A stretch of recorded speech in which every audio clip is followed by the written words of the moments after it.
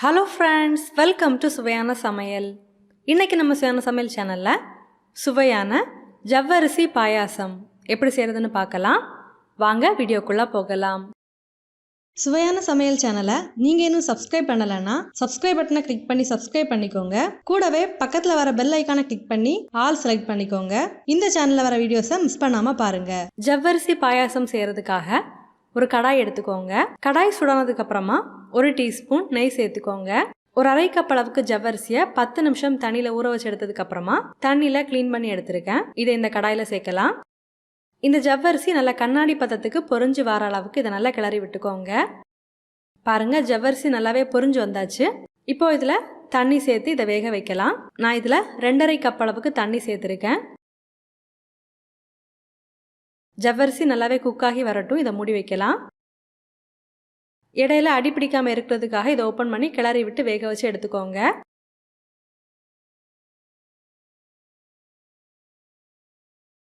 பாருங்க, ஜவ்வரிசி ஒரு 3/4 பதத்துக்கு நல்லா குக்காகி வந்தாச்சு. அடுத்ததா இதுல ஒரு 3/4 லிட்டர் அளவுக்கு நல்ல கெட்டியான பால் சேர்த்துக்கோங்க.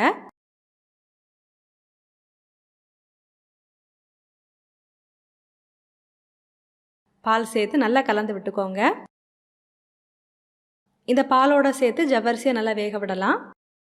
பாருங்க, பால் நல்லா கொதிக்க ஆரம்பிச்சாச்சு. இது நல்லா கலந்து விடலாம்.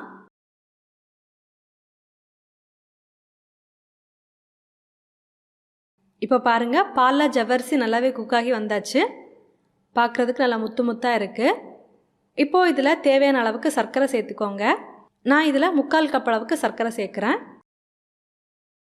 சர்க்கரை சேர்த்துட்டு இதை நல்லாவே கலந்து விடலாம். சர்க்கரை நல்லா கரைஞ்சி வரட்டும். இதில் ஒரு 4 ஏலக்காவை தட்டி சேர்த்துக்கோங்க வாசனைக்காக. சேர்த்துட்டு நல்லா கலந்து விட்டுக்கோங்க. பாருங்க, இப்போ நம்மளோட பாயாசம் கொஞ்சம் கெட்டியான பதத்துக்கு வந்தாச்சு. இப்போ பாருங்க, நம்மளோட பாயாசம் ரெடி ஆயிடுச்சு. அடுத்ததாக இதில் முந்திரி திராட்சையை நெய்யில் வறுத்து சேர்க்கலாம். ஒரு கடாய் எடுத்துக்கோங்க. கடாய் சுடானதுக்கு அப்புறமா 2 டேபிள் ஸ்பூன் நெய் சேர்த்துக்கோங்க. இதில் தேவையான அளவுக்கு முந்திரி பருப்பு சேர்த்து வறுத்து எடுத்துக்கோங்க.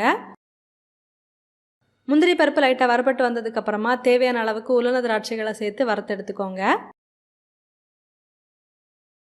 பாருங்க, இது நல்லாவே வறுபட்டு வந்தாச்சு. இப்போ இதை நம்ம பாயாசத்தில் சேர்க்கலாம். அவ்வளோதான், நம்மளோட சுவையான ஜவ்வரிசி பாயாசம் ரெடி ஆயிடுச்சு. நீங்களும் இந்த மாதிரி செஞ்சு பாருங்க. செஞ்சு பார்த்ததுக்கு அப்புறமா உங்கள் கமெண்ட்ஸை மறக்காமல் எங்களோட ஷேர் பண்ணுங்கள். இந்த வீடியோ யூஸ்ஃபுல்லாக இருந்தது அப்படின்னா வீடியோவை லைக் பண்ணி உங்கள் நண்பர்களோட பகிர்ந்து கொள்ளுங்க. நீங்கள் இன்னும் நம்ம சுவையான சமையல் சேனலை சப்ஸ்கிரைப் பண்ணலைன்னா மறக்காமல் சேனலை சப்ஸ்கிரைப் பண்ணிக்கோங்க. இந்த மாதிரி சுவையான ஒரு ரெசிபியோட நான் உங்களை சந்திக்கிறேன். அது வரைக்கும் சுவையாக சமைங்க, சுவையாக சாப்பிடுங்க.